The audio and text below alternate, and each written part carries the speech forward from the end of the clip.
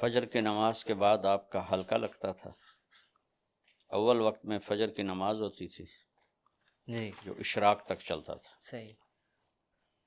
تو اس میں ہر قسم کی باتیں ہوتی تھی. ماشاء اللہ.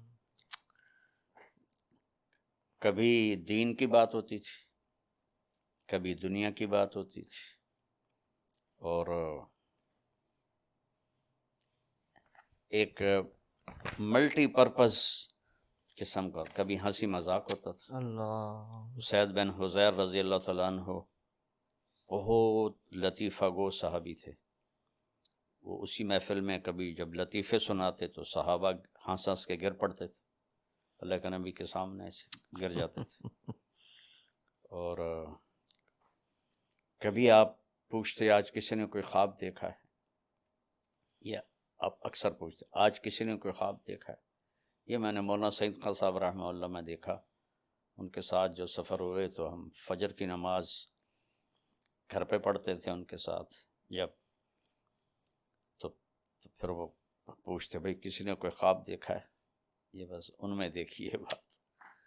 اور کبھی آپ خاموش ہو کے بیٹھ جاتے اور صحابہ کوئی موضوع چھیڑ دیتے، آپ ان کے ساتھ اس موضوع میں شریک ہو جاتے. اللہ. تو جابر فرماتے ہیں ہم کھانے کا ذکر کرتے تو آپ کھانے کی بات ہمارے ساتھ کرتے، ہم باغات کا ذکر کرتے تو باغات کی بات ہمارے ساتھ کرتے، ہم دین کی بات کرتے ہو دین کی بات ہمارے ساتھ کرتے. تو یہ اس طرح کی ایک بڑی ہلکی پھلکی محفل ہوتی تھی. میں اس سید رضی اللہ عنہ کے لطیفے آپ کو بتا رہا ہوں. تو وہ ایک بہت اچھی مجلس ہوتی تھی. پھر آپ جب ایک نیزے کے برابر سورج ہو جاتا تھا تو آپ 2 نفل پڑھتے تھے، 4 نہیں پڑھتے تھے، 2 پڑھتے تھے. اور نوافل بس یہ 2 ہی آپ مسجد میں پڑھتے تھے، باقی سب گھر پڑھتے تھے. آپ کی تو آپ کے نوافل ہمارے لیے سنت ہیں، یہ سارے آپ گھر پڑھتے تھے. اللہ. صرف فرض مسجد میں پڑھاتے تھے آ کر، یا پھر جب اعتکاف ہوتا تھا تو پھر وہ تو وہاں ٹھہرنا ہی ہوتا تھا. تو اس کے بعد آپ مسجد سے نکلتے اور ہر اپنی زوجہ محترمہ کے پاس جاتے اور ان کا حال پوچھتے، اور اس کے بعد آپ تشریف لاتے اس گھر میں جہاں آپ کی باری ہوتی تھی. وہاں پھر آپ تھوڑی دیر آرام فرماتے تھے. اس کے بعد پھر اٹھ کر اگر کوئی وفود آئے ہوتے تھے تو پھر آپ ان کے لیے تیار ہو کر مسجد جاتے اور ان وفود کے ساتھ ملاقات کرتے. یا کوئی اور محفل مجلس ہوتی تو آپ اس کے لیے باہر تشریف لے جاتے تھے. اگر جلدی فارغ ہو جاتے تھے تو پھر دوبارہ گھر آ جاتے تھے. جب بھی گھر سے نکلتے تھے مسواک فرماتے تھے، جب گھر داخل ہوتے تھے مسواک فرماتے تھے. مستقل آپ کی عادت تھی کہ آپ گھر سے نکلتے ہوئے مسواک وضو اور گھر میں داخل ہوتے ہی پہلے مسواک فرماتے تھے. وہ جو پیلو کا جو بہت ہی اعلیٰ مسواک ہوتا ہے اب تو ملتا ہی نہیں. پھر آپ ظہر کی نماز ادا فرماتے تھے اور اس کے بعد آپ تھوڑی دیر قیلولہ فرماتے تھے. پھر آپ جا کے بازار کا چکر لگاتے تھے اور سارے بازار کا معائنہ کرتے تھے. منڈی میں جاتے تھے، منڈی میں کیسے تجارت ہو رہی ہے اس کا معائنہ فرماتے تھے.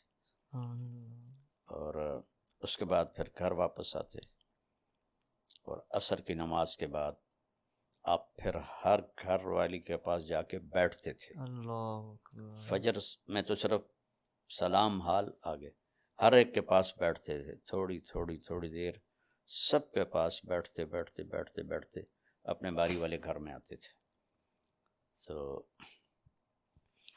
پھر گھر کے کام کاج، جھاڑو دینا، برتن دھونا، اپنے کپڑے دھونا. آپ کی 9 بیویاں زندہ اپنے کپڑے خود دھوتے تھے. کوئی کپڑا پھٹ جاتا تھا خود سیتے تھے، جوتا پھٹ جاتا اس کو خود سیتے تھے، اپنے گھر والوں کے ساتھ مل کر گھر کا کام کرتے تھے، فی محنت اہلہ۔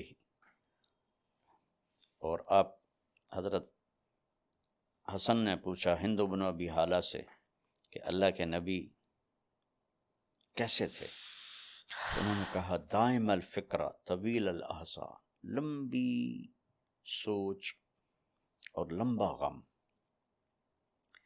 یہی سوال ایک صحابی نے حضرت عائشہ سے پوچھا، اللہ کے نبی کیسے تھے؟ انہوں نے کہا کانا ضحاکن بسامن، بہت ہنسنے والے، بہت مسکرانے والے۔ جگہ کے بدلنے سے عمل بدل گیا۔ اللہ اکبر۔ مسجد میں ہیں تو ایک ذمہ داری سر پر ہے، گھر میں آتے ہیں تو وہ ذمہ داری باہر، اور بیوی کے ساتھ ایز اے خاوند ہنس رہے ہیں، مسکرا رہے ہیں، گپے مار رہے ہیں۔ اور ایک ایسا نہیں کہ میں نبی ہوں اور بس وہ آگے بیچاری ایسے بیٹھی ہوئی ہوں، ایسے نہیں، بے تکلفی ہے۔ حضرت عائشہ نے حلوہ پکایا، حریرہ جو ذرا پتلا ہوتا ہے، اوپر سے حضرت سودا آ گئیں، حضرت سودا نے اپنی باری حضرت عائشہ کو دے دی تھی، تو ان میں بڑی دوستی تھی، تو انہوں نے کہا سودا یہ میں نے حلوہ بنایا، کھاؤ۔ انہوں نے کہا مجھے بھوک نہیں۔ کہا کھا لو ورنہ تیرے منہ پہ مل دوں گی۔ انہوں نے کہا مجھے طلب نہیں، تو انہوں نے لپ بھری اور منہ پہ مل دی۔ اللہ کے نبی بیٹھے ہوئے تھے، سبحان اللہ۔ آپ نے حضرت عائشہ کے دونوں ہاتھ پکڑے، کہا سودا چل آ اس کے منہ پہ مل۔ حضرت سودا نے اٹھا کر ان کے منہ پہ مل دیا۔ اللہ اکبر۔ یہ آپ کے گھر کی زندگی تھی۔ اللہ اکبر، سبحان اللہ۔ اور پھر مغرب کے بعد سب بیگمات کو وہاں بلاتے جہاں آپ کی باری ہوتی تھی، ان کے ساتھ دن میں 3 مجلسیں ہوتی تھی، فجر کی مختصر، عصر کی تھوڑا ٹائم، مغرب کے بعد پھر سب کٹھی اس گھر میں، وہاں جتنی دیر وہ بیٹھیں اس کے لیے کوئی ٹائم مقرر نہیں ہوتا تھا۔ پھر وہ ساری عشاء سے پہلے اٹھ کے چلی جاتی تھی، اب عشاء کی نماز پڑھا کے آ کے فوراً سو جاتے تھے۔ لا ثمرۃ بعد العشاء، عشاء کے بعد کوئی مجلس نہیں ہے، یہاں سارا کام ہی الٹا ہوا پڑا ہے۔ وہ گورے ہم سے زیادہ سیانے نکلے کہ وہ رات کو کوئی ان کا کام ہوتا ہی نہیں ہے، ان کی ہماری حکمران ہوں، ہمارے ادارے ہوں، ہمارے مولوی ہوں، رات کی آپ نے کہا لا ثمرۃ بعد العشاء۔ اور پھر آپ آخری 3 پہر جب رات آپ اٹھ جاتے تھے، اور تہجد کا وضو آپ خود فرماتے تھے، مسواک فرماتے، جس گھر میں ہوتے وہاں آپ نوافل ادا فرماتے۔ حضرت عائشہ کے گھر کی تفصیل تو معلوم ہے کہ وہ آگے لیٹی ہوتی تھی، آپ نفل پڑھتے تھے، تو جب آپ سجدے میں جاتے تو جگہ تنگ تھی تو آپ ایسے رانوں پہ ہاتھ مارتے، وہ اپنی ٹانگیں سکیڑ لیتی اور آپ سجدہ کرتے، پھر کھڑے ہوتے، وہ پھر ٹانگیں لمبی کر لیتی۔ انہیں نہیں کہتے تھے اٹھ کے تہجد پڑھو، اور اپنے نفلوں سے جب فارغ ہو جاتے تھے تو پھر یوں کونی کی ٹیک لگا کے ایسے لیٹ جاتے تھے ایسے، تو حضرت عائشہ بھی اٹھ جاتی تھی۔ پھر فجر کی اذان تک دونوں ایز اے خامند اور بیوی آپس میں ان کی پیار و محبت کی بات ہوتی تھی۔ یہ نہیں جو کہتے ہیں بھائی گھر میں بھی مشورے کرو کہ دین مٹ رہا ہے، دین کیسے زندہ کرے، گھر کو بھی مسجد بنا دو، کیا بے وقوفوں والی بات ہے۔ مسجد کا دین اور ہے، گھر کا دین اور ہے۔ میرے نبی نے کبھی گھر میں ایک دفعہ نہیں کہا عائشہ دین مٹ رہا ہے میں کیا کروں۔ جو سب سے زیادہ دین کے اللہ نے کہا فلا تذهب نفسك عليهم حسرات، میرے محبوب کہیں آہیں بھرتے بھرتے آپ خود ہی نہ فوت ہو جائیں، لیکن گھر میں آپ نے کبھی ماتھے پہ شکن نہیں ہے، مسکرا رہے ہیں، ہنس رہے ہیں۔ اور حبشہ والوں کا، سوڈانیوں کا وفد آیا، وہ مسجد میں اس سے اپنے خنجروں سے کھیل رہے تھے، تو آپ نے حضرت عائشہ کو بلایا کہ آؤ تجھے تماشا دکھاؤں۔ کوئی کر سکتا ہے یہ؟ اللہ اکبر. تو آپ آگے کھڑے ہو گئے، حضرت عائشہ پیچھے کھڑی ہو گئی، یہاں تھوڑی رکھ لی اور تماشا دیکھتی رہیں. جب حضرت عائشہ نے کہا بس، پھر آپ پیچھے ہٹے. کچھ عرصے کے بعد حبشہ والوں کا وفد آیا. اب حضرت عائشہ نے کہا میں نے دیکھنا ہے. پہلے اللہ کے نبی نے خود کہا، اب حضرت عائشہ نے کہا میں نے دیکھنا ہے. ان کا زیادہ کوئی دلچسپ تھا تو اتنی دیر دیکھتی رہیں، کہنے لگی کہ اللہ کے نبی نے کہا عائشہ بس نہ کریں. میں نے کہا نہیں، ابھی میرا جی نہیں بھرا.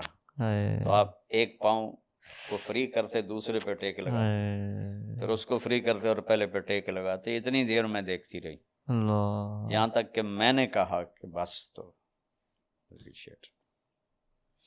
پھر آپ کی سہیلیاں آتی تھیں، وہ کھیلتی تھیں حضرت عائشہ کے ساتھ، تو آپ ان کا کھیل دیکھتے تھے. ایک دن حضرت ابوبکر صدیق آئے تو وہ ساری سہیلیاں مل کے گا رہی تھیں اور اللہ کے نبی لیٹے ہوئے تھے. تو ابوبکر صدیق ناراض ہوئے، دیکھتی نہیں ہو اللہ کے نبی لیٹ آرام کر رہے ہیں، تم لوگ گا رہی ہو. ابوبکر کچھ نہ کہو، کھیلنے دو، یہ ہماری عید کا دن ہے. کچھ ایسے الفاظ تھے.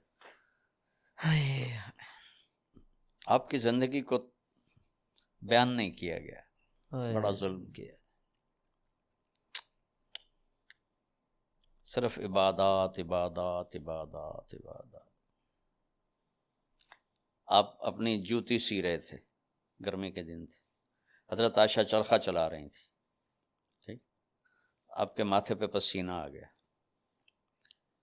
تو کہیں سے شعاع پڑی ہوگی سورج کی، تو اس سے وہ ریفلیکٹ ہو کر 7 رنگ ہوتے ہیں جی، روشنی کے 7 رنگ. یہ میرا قیاس ہے. تو ایسا ہوا کہ حضرت عائشہ کی نظر پڑی نا آپ کے ماتھے پر، تو موتیوں کی طرح وہ پسینے کے قطرے چمک رہے تھے. تو ان کا چرخہ رک گیا. تو وہ ایسے ہاتھ میں، وہ ایک ہاتھ میں پونیاں، ہم اس کو پنجابی میں کہتے تھے، وہ روئی، اور ایک چرخے کے دستے پر ایسے. تو تھوڑی دیر اللہ کے نبی متوجہ نہیں ہوئے، پھر آپ کو محسوس ہوا کہ چرخے کی آواز نہیں آ رہی. تو آپ نے ایسے سر اٹھا کے دیکھا تو وہ ایسے. آپ نے کہا خیریت عائشہ؟ کَإِذَا رَأَيْتُ إِلَىٰ أَسِرَّةِ وَجْهِهِ بَرَقَتْ كَبَرْقِ الْعَارِضِ الْمُتَهَلِّلِ. جب میں اس کے ماتھے کو تشبیہ تخت سے، جب میں اس کے تخت کو دیکھتی ہوں تو ایسے چمکتا ہے جیسے آسمان پہ بجلیاں چمکتی. اللہ تعالیٰ نے کسی بادشاہ سے بات نہیں کی، کسی صدر سے بات نہیں کی، کسی وزیر سے بات نہیں کی. اللہ تبارک و تعالیٰ نے دنیا کے بڑے بڑے نامی گرامی لوگ آئے، اللہ نے کسی کو اپنے کلام کا شرف نہیں بخشا. یہ بکری چرانے والے موسیٰ علیہ السلام، گھر سے بے گھر، در سے بے در، مسافری پردیس کی زندگی، اور 10 سال کی بکریاں چراتے ہوئے آتے ہیں آتے ہیں آتے ہیں، اور ایک دم وادی روشن ہو جاتی ہے اور درخت میں نور ہی نور بھر جاتا ہے، اور اللہ براہ راست موسیٰ علیہ السلام کو ہم کلام ہونے کا شرف بخشتا ہے اور کہتا ہے انی انا ربک یا موسیٰ، یا موسیٰ انی انا ربک. کوئی ہے یہ؟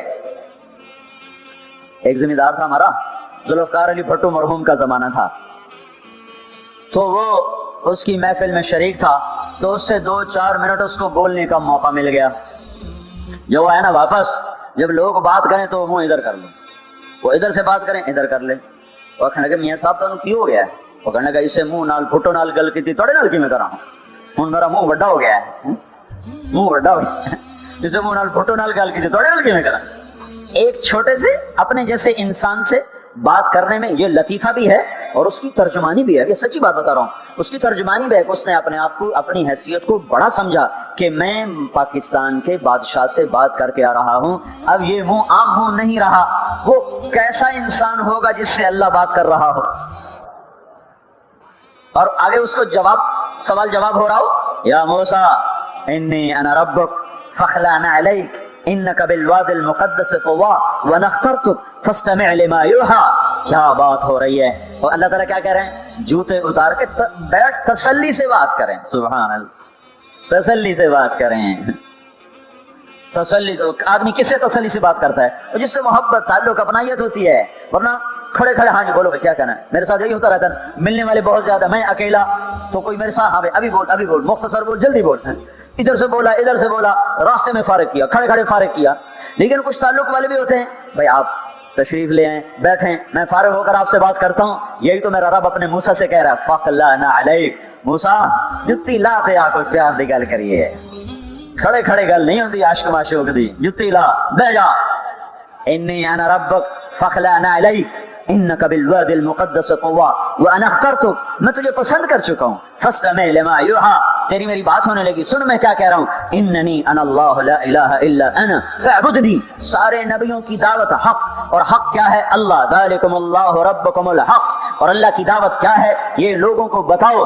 اننی انا اللہ لا الہ الا انا, اللہ ایک ہے شریک نہیں, اللہ ایک ہے وزیر نہیں, اللہ ایک ہے مشیر نہیں, اللہ ایک ہے بیوی نہیں, اللہ ایک ہے بیٹا نہیں, اللہ ایک ہے, اس کا لاؤ لشکر, اس کی حفاظت کے لیے اس کو کسی لاؤ لشکر کی ضرورت نہیں, اللہ ایک ہے, اللہ ایک ہے. قل هو اللہ احد, قل هو اللہ احد, شرق و غرب اللہ ایک ہے, شمال و جنوب اللہ ایک ہے, زمین آسمان اللہ ایک ہے, خلا فضا اللہ ایک ہے, دریا سمندر اللہ ایک ہے, پہاڑ جنگل اللہ ایک ہے, صحرا میدان اللہ ایک ہے, جن ہو انسان ہو اللہ ایک ہے, فرشتے ہوں اللہ ایک ہے, جنت و جہنم ہو اللہ ایک ہے, ماضی و حال ہو مستقبل ہو اللہ ایک ہے, دن ہو رات ہو اللہ ایک ہے, میٹھا کھارا پانی ہو اللہ ایک ہے, جوڑا جوڑا ہو اللہ ایک ہے, ہر چیز کا جوڑا بنایا, اپنی ذات جوڑے سے پاک, وطر ہے, تنہا ہے, احد ہے, واحد ہے, صمد ہے. یہ حق کی دعوت ہے, یہی آپ کا کام ہے, یہی میرا آپ کا کام ہے. ہم حق کے دائی ہیں, ہم باطل کے دائی نہیں ہیں, ہم حق کے دائی ہیں. اس امت کی عزت امتیاز ہے. اللہ نے ہمیں نبیوں, پتہ ہے موسیٰ علیہ السلام کا 136 دفعہ قرآن میں نام آیا ہے, اور سنانے کو تو ایک دفعہ کافی نہیں, اللہ کیوں بار بار سناتا ہے؟ جب دیکھو, جب کسی چیز کو دل میں اتارنا ہوتا تو اسے بار بار سنایا جائے. اگر پیپسی والے روز کوئی نئی کہانی سناتے, پیپسی مارکیٹ نہ بنا سکتی. مارکیٹ اسی وقت بنتی ہے جب ایک چیز کو سناتے جاؤ سناتے جاؤ سناتے جاؤ, تو سحر ہو جاتا ہے, سحر ہو جاتا ہے, اثر ہے. مدرسے کے بچے پڑھ رہے تھے, ان کو شرارت ہوئی چھٹی کریں, تو قاری صاحب سے بات, ایک بچہ گیا, کہنے قاری صاحب آپ کی طبیعت خراب ہے, الو چل بیٹھ جا, بکواس نہ کر. تھوڑی دیر بعد دوسرا لڑکا گیا, قاری صاحب آپ کی طبیعت خراب ہے, بھاگ جا, الو بیٹھ جا. تھوڑی دیر کے بعد تیسرا لڑکا گیا, قاری صاحب آپ کو بخار ہے, تو قاری صاحب کی ہوں نکلی, چل چل بیٹھ جا کچھ نہیں. پھر چوتھا لڑکا آیا, قاری صاحب آپ کو بخار لگتا ہے, کہا ہاں یار کچھ لگ تو رہا ہے یار. پھر پانچواں آیا, قاری صاحب آپ آرام فرما, آپ کو بخار ہے, کہا چلو تجھے چھٹی کرو, میں بھی آرام کرنا. بول میں ایک طاقت ہے, دیکھتے نہیں ہو سارا باطل کس پر پھیلا ہے؟ بول پر پھیلا ہے. روز دعوت چل رہی ہے, روز دعوت چل رہی ہے, روز دعوت چل رہی ہے. ہماری ساری نسل کے ہاتھوں میں گٹار آ گئے, ساری نسل گانے کی رسیاں بن گئی, ساری نسل آوار کی بوائے فرینڈ گرل فرینڈ کے چکر میں پھنس گئی, ساری نسل ماں باپ کے آگے دلیر ہو گئی, مائیں رل گئیں, باپ ذلیل ہو گئے, خون کے رشتے ٹوٹ کے رہ گئے, اور پیسے کی پوجا ایسی ہوئی کہ ایمان کے جنازے بھی اٹھے, غیرت بھی گئی, سب کچھ گیا. چند سکوں پر سب کچھ بیچ کے سب کچھ بیچ دیا. یہ دعوت پر ہوا ہے. اور قرآن بھی دعوت دیتا ہے, نبیوں نے دعوت دی ہے. اس دعوت پر اللہ نے عزت بخشی. کسی سے کلام کیا جا رہا ہے, کسی کو عرشوں پہ بلایا جا رہا ہے, وَرَفَعْنَاهُ مَكَانًا عَلِيًّا, کسی کا نام بلند کیا جا رہا ہے, کسی کو آگ کے ڈھیر پہ بٹھا کر زندہ بچا کے دکھایا جا رہا ہے, کسی کو چھری کے نیچے سے نکالا جا رہا ہے, کسی کے لیے سمندر کو پھاڑا جا رہا ہے, کسی کے اشارے پر پتھر کو پھاڑ کے اونٹنی کو نکالا جا رہا ہے, کسی کے اشارے پر مردے کو زندہ کیا جا رہا ہے, اور مٹی کے پرندے میں جان ڈال کے اسے ہوا میں اڑایا جا رہا ہے, اور اوپر سے دسترخوان اتارے جا رہے ہیں, اور کسی کے اشارے پر صحراؤں میں بٹھا کر رزق دیا جا رہا ہے. یہ سب کسی کے اشارے پر ہوائیں تابع ہو کر ہوا تخت کو اڑا کے لے جا رہی ہے. یہ عزت اعزاز نبیوں کو دیا گیا, نبیوں کو دیا گیا.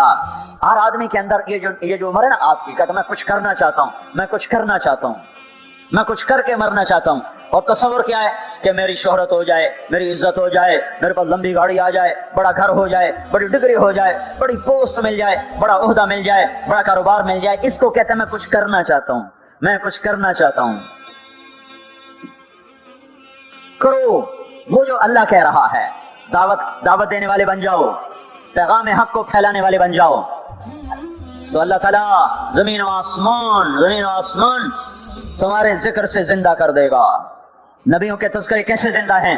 موسیٰ علیہ السلام کو گئے ہوئے 3,500 سال ہو چکے ہیں، ان کا تذکرہ کیسے زندہ ہو رہا ہے؟ ابراہیم علیہ السلام کو گئے ہوئے 5,500 سال ہو چکے ہیں، ان کا تذکرہ کیسے زندہ ہو رہا ہے؟ اور قرآن کیسے ابراہیم علیہ السلام کی تعریفیں کرتا چلا جاتا ہے۔ میرے عزیزوں، میرے بھائیوں، یہ امت معمولی امت نہیں ہے، یہ حضرت محمد صلی اللہ علیہ وسلم کی امت ہے۔ ان کو دعوت کا کام ملا ہے، ساری دنیا مال کی طرف بلا رہی ہے، ہمارا کام ہے اللہ کی طرف بلانا۔ اننی انا اللہ، دنیا کو بتانا کہ کام بنانے والا ایک ہے اور وہ اللہ ہے، زندگی دینے والا ایک ہے اور وہ اللہ ہے، مدد کرنے والا ایک ہے اور وہ اللہ ہے، جنت دینے والا ایک ہے اور وہ اللہ ہے، جہنم کو بھڑکانے والا ایک ہے اور وہ اللہ ہے، آسمان کے چھت کو اٹھانے والا ایک اور وہ اللہ، زمین کا فرش بچھانے والا ایک اور وہ اللہ، ہواؤں کا چلانے والا ایک اور وہ اللہ، اور دکھی کی سننے والا ایک اور وہ اللہ، گونگے کی سننے والا بھی اللہ، اور پتنگے کی سننے والا بھی اللہ، اور پروانے کی سننے والا بھی اللہ، اور خاک کے نیچے رینگنے والے کیڑے کی سننے والا بھی اللہ، اور پانیوں کی تہ میں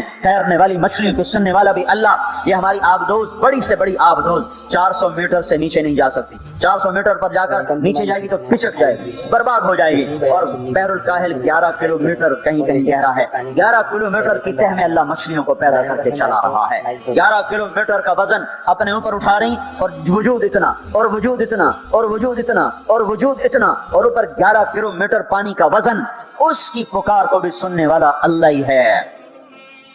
یہ دعوت جا کے ساری دنیا کو دو، اللہ کی قسم جدھر گزرو گے اللہ کی محبت کی نظریں تمہارے ساتھ ساتھ ہوں گی، اللہ کا سایہ تمہارے اوپر ہوگا، اب مر کے بھی اللہ زندہ رکھے گا۔ یہ بیٹھنے کا زمانہ نہیں ہے۔ باطل تو گھر گھر دعوت دے کے جا رہا ہے، گھر گھر اپنی آواز پہنچا رہا ہے، ہم کہو ہم تو کنویں ہیں، کوئی آئے گا تو پانی پلائیں گے، کوئی نہیں آئے گا تو نہیں پلائیں گے۔ ہائے ہائے، یہ کیا ظلم و ستم ہے، یہ کیا ظلم و ستم ہے کہ انسانیت تڑپ رہی ہو اور تم کو میرے پاس آؤ گے تو پانی پلاؤں گا۔ جب وبا پھیل جاتی ہے تو پھر ڈاکٹر بھی نکل پڑتے ہیں، پھر دیکھتے نہیں ہو جب زلزلہ آیا تو ہسپتال وہاں شفٹ ہو گئے۔ یہ نہیں کہا گیا کہ مریضوں کو اٹھا کے لاہور لاؤ، فیصل آباد لاؤ، ملتان لاؤ، فیصل آباد کے ڈاکٹر بھاگے، لاہور کے ڈاکٹر بھاگے، ملتان کے ڈاکٹر بھاگے، کراچی کے ڈاکٹر بھاگے، اور میڈیکل اسٹوڈنٹ بھی بھاگے۔ ابھی ڈاکٹر بنے بھی نہیں اور جا رہے ہیں، ابھی ڈاکٹر بنے بھی نہیں اور جا رہے ہیں۔ آج کفر کی وبا ہے، زنا کی وبا ہے، شراب کی وبا ہے، موسیقی کی وبا ہے، جوئے کی وبا ہے، نافرمانی کی وبا ہے، ماں باپ کو ذلیل کر دینے کی وبا ہے، سود کی وبا ہے، رشوت کی وبا ہے، غفلت کی وبا ہے۔ او بھائیو، عمل ہے پھر بھی بھاگو، عمل کوئی نہیں پھر بھی بھاگو، لوگوں کے پیچھے بھاگو بھاگو۔ یہ ایک اٹھا ہوا قدم، یہ جو تم زمین پہ قدم رکھتے ہو دعوت کے ساتھ، اللہ کی قسم ساتوں آسمان میں اس کی دھمک سنائی دیتی ہے۔ ساتوں زمین آسمان تمہارے قدموں کی چاپ سے گونج اٹھتے ہیں، تمہارا بول زبان سے نکلتا ہے، ساتوں آسمان اس سے روشن اور منور ہو جاتے ہیں، لاکھوں فرشتے وہ بول اٹھانے کے لیے لپکتے ہیں اور عرشوں کی طرف لے کے چلتے ہیں۔ ایک صحابی نے کہا الحمدللہ حمدن کثیرا طیبا مبارکا فیہ، تو آپ نے کہا من القائل، یہ کہنے والا کون ہے، یہ کہنے والا کون ہے؟ وہ ڈر گئے کہ پتہ نہیں میں نے کیا کہہ دیا، وہ چپ ہو گئے۔ تو آپ نے کہا کہنے والا کون ہے؟ جو کہا ہے اچھا ہی کہا ہے۔ پھر ان کو ہمت ہوئی، کہا جی میں نے کہا ہے، میں نے یہ کہا ہے۔ آپ نے فرمایا میں نے دیکھا 19-20 فرشتے لپک لپک کے آ رہے تھے تیرے کلام کو پکڑنے کے لیے، ہر فرشتے کی تمنا تھی کہ میں لے کر اللہ کے پاس جاؤں۔ یہ ایک شخص کا ذاتی ذکر ہے۔ جب تم لوگوں میں پھر کر کہو گے او میرے بھائیو اللہ کی مان لو، تو لاکھوں فرشتے تمہارے بول پر ٹوٹ پڑیں گے کہ ہم لے کے جائیں گے، ہم لے کے جائیں گے۔ او بھائیو اللہ کے رسول کے طریقوں پر آ جاؤ تو لاکھوں فرشتے بھاگیں گے۔ میں جا کے اللہ کے نبی کو خوشخبری سناتا ہوں، مجھے جانے دو، میں جا کے خوشخبری سناتا ہوں کہ آج آپ کا امتی فلاں فلاں کا بیٹا آپ کی عظمت کو بیان کر رہا تھا، آپ کے طریقوں پر چلنے کے لیے لوگوں کو تیار کر رہا تھا۔ تمہارا نبی وہیں سے اس کی روحانیت باغ باغ، اس کی ہستی باغ باغ، اور اس کی توجہات ہوں گی۔ میرے بھائیو، انبیاء کوئی ہماری طرح مر کے تھوڑا ہی مر جاتے ہیں، وہ تو مرنے کے بعد زندہ کر دیے جاتے ہیں۔ اس لیے تو آپ نے فرمایا جو میری قبر پر آ کر مجھے سلام کہتا ہے میں اس کے سلام کا جواب دیتا ہوں۔ جو یہاں سے سلام پڑھتا ہے وہ مجھ تک پہنچایا جاتا ہے، فرشتے پہنچاتے ہیں، اور جو میری قبر پہ آتا ہے سلام کہتا ہے میں اس کا خود جواب دیتا ہوں۔ ہم حق کے دائی ہیں، ہم ساری دنیا کو یہ بتانا چاہتے ہیں کہ اللہ کو راضی کر لو تمہارے کام بن جائیں گے، اللہ کو راضی کر لو تمہارے کام بن جائیں گے۔ اور ہم حضرت محمد صلی اللہ تعالی وسلم کی عظمتوں کی طرف لوگوں کو بلانا چاہتے ہیں کہ تم ان پاگل دانشوروں کے پیچھے نہ چلو، ان احمقوں کے پیچھے مت چلو، انہیں تو دو اور دو چار کے سوا کچھ نہیں پتا. آؤ سب سے بڑے دانشور کے پیچھے چلو, سب سے بڑا مفکر, سب سے بڑا علم والا, سب سے بڑی عقل والا, سب سے بڑے فہم والا, سب سے بڑی بصیرت والا, جس کی نظر اتنی تیز ہو. یہ دوربینیں لگا کے بیٹھے ہوئے ہیں اور چند لاکھ میل سے آگے نہیں دیکھ سکے, چند لاکھ میل سے آگے, اگرچہ نوری سال صحیح پر یہ ہے نوری سال, اس سے آگے دوربینوں کے بغیر نہیں دیکھ سکے. اور میرا آپ کا نبی مسجد میں نماز پڑھا رہے ہیں, مصلی پہ کھڑے کھڑے آگے ہو گئے. پہلی صف والوں نے دیکھا کہ حضور آگے ہو گئے, پھر آپ پیچھے ہو گئے. جب سلام پھیرا تو پچھلے نمازیوں نے کہا یا رسول اللہ یہ آپ کیا کر رہے تھے؟ نماز میں تو آدمی ایک جگہ کھڑا ہوتا ہے, آپ پہلے آگے ہو گئے پھر پیچھے ہو گئے. تو آپ نے کہا میں جنت کو دیکھ رہا تھا اور اس کے خوشے لٹک کر دیواروں سے باہر آ رہے تھے تو میں ان کو دیکھ کر آگے ہو گیا. پھر میں جہنم کو دیکھ رہا تھا اور اس کے شعلے لپک لپک رہے تھے تو اس کو دیکھ کر میں پیچھے ہو گیا. اور مجھے بتاؤ, اللہ کے واسطے بتاؤ, جس کے سر کی آنکھ اتنی طاقتور ہو اس کے دل کی آنکھ کتنی طاقتور ہوگی. چلو یہ تو جنت اور جہنم ہے, اسے چھوڑو, یہ تو بڑی چھوٹی سی چیزیں ہیں. یہ اڑا ہے اور 7 آسمان سمٹ گئے اور سدرۃ المنتہا سمٹ گیا اور جبریل بھی ہاتھ جوڑ گیا. آگے میں گیا تو جل کے راکھ ہو جاؤں گا. اس باؤنڈری کو آج تک کوئی نہیں کراس کر سکا, نہ کسی کے پاس ویزا ہے نہ پاسپورٹ ہے. جو آگے جائے گا جل کے راکھ ہو جائے گا, چاہے وہ جبریل جیسا مقرب ہو. آگے آپ جانے آپ کا اللہ, آگے اللہ آپ کو کیسے لے گیا کوئی نہیں جانتا. اور آپ گئے ہیں, کیسے گئے ہیں ہمیں نہیں پتا, ہم ایمان لائے کہ آپ گئے ہیں. جنت دیکھنا, جہنم دیکھنا یہ تو چھوٹی چیز ہے. یہ وہ گئے جبریل بھی بیٹھا دیکھ رہا ہے یہاں تک کہ آپ جبریل کی آنکھوں سے بھی اوجل. پھر عرش معلا جھوم جھوم اٹھا, اس کے در کھلے اور آپ نے عرش کو بھی پار کیا. پھر عرش کے اوپر 70,000 نور کے پردے, پھر وہ بھی اٹھ گئے اور بندہ اور رب آمنے سامنے ہو گئے. جو آنکھ اللہ کو دیکھ سکے وہ کتنی طاقتور آنکھ ہے. جو دل اللہ کی تجلیات کو برداشت کر جائے وہ دل کتنا طاقتور ہے. اس سے بدبختی اس امت کی کیا ہوگی کہ اس کے طریقے چھوڑ کر یورپ کے کالے اندھیرے طریقوں کے پیچھے چلنا چاہتے ہیں. بڑا ڈاکٹر وہ ہے جو امریکہ کی ڈگری لائے, بڑا ڈاکٹر وہ ہے جو انگلینڈ کی ڈگری لائے, اور جو مدرسے میں محمد مصطفیٰ کے دین کی ڈگری لائے. ملا ہے ملا دی کی ڈگری چھٹو پر ہے ملا ہے. اس سے بڑی جفا کیا ہوگی, اس سے بڑی حماقت کیا ہوگی جس کی نظر اتنی طاقتور ہو. دیکھو نا یہ جو خلا میں اوپر جاتے ہیں 500 میل سے اوپر چلے جاؤ اس کرتے اور شلوار میں تو آپ کا جسم بم کی طرح پھٹ جائے. ہمارے اوپر 180 من ہوا کا دباؤ ہے, ہمارے اوپر 180 من ہوا کا دباؤ ہے. ہر انسان کے اوپر 180 من ہوا کا پریشر ہے.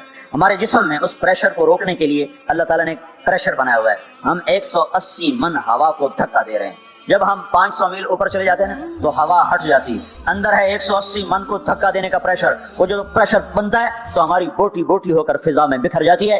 اس لیے خلائی لباس تیار کیا جاتا ہے جس کے اندر وہ پریشر بنایا جاتا ہے, وہ انسان کو پہنایا جاتا ہے, وہ کروڑوں ڈالر میں جا کر ایک لباس تیار ہوتا ہے. میرے آپ کے نبی نے کرتا پہنا تھا, تہمت تھا اور جوتا تھا. اسی کرتے تہمت میں 7 آسمان پار ہوا. نہ راکٹ, نہ میزائل, نہ خلائی لباس, نہ چاند گاڑی, نہ مریخ گاڑی. وہ گئے اور 7 آسمان طے ہو گئے. پہلے آسمان جس کا استقبال نبیوں سے کرایا گیا, پہلے آسمان پہ آدم علیہ السلام, دوسرے آسمان پہ یحییٰ علیہ السلام, عیسیٰ علیہ السلام, زکریا علیہ السلام, تیسرے آسمان پہ یوسف علیہ السلام, چوتھے آسمان پہ ادریس علیہ السلام, 5ویں پر ہارون علیہ السلام, 6ٹھے پر موسیٰ علیہ السلام. ہر نبی آگے آتا تھا, استقبال کرتا تھا اور ملتا تھا اور کہتا تھا ہمارے بھائی آ گئے, ہمارے نبی آ گئے. 7ویں آسمان پر پہنچے تو استقبال کو کوئی نہیں ہے, ایک قبلہ ہے, ایک کعبہ ہے جس کا طواف ہو رہا ہے فرشتوں کے ذریعے سے, اور اس کعبے کی دیوار کے ساتھ ایک بابا جی, سفید لمبی داڑھی ہے اور یوں ٹیک لگا کے دیوار سے اور ایسے گوٹھ مار کے یوں بیٹھے, ایسے بیٹھے. وہ بے پرواہ بیٹھے, اٹھے ہی کوئی, آرام سے بیٹھے ہیں. تو ہمارے نبی نے پوچھا جبریل سے یہ کون ہے؟ کہا یہ آپ کے دادا ابراہیم ہیں, یہاں آپ خود جائیں. وہ دادا تو پوترا, پیو تو پیو ہوتا ہے نا, پوتر نبی بن جاوے تو پیو ہے نا.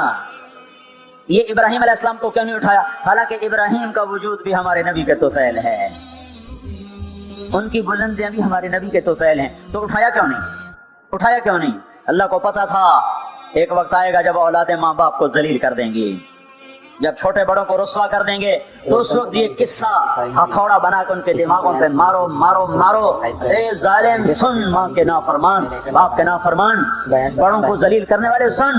2 جہان کے سردار قاب قوسین کے مقام پہ کھڑے ہونے والے کو دادے کے قدم پکڑوائے گئے، دادے کی طرف چلایا گیا، آپ خود آگے چلے ہیں، قریب پہنچے ہیں، پھر ابراہیم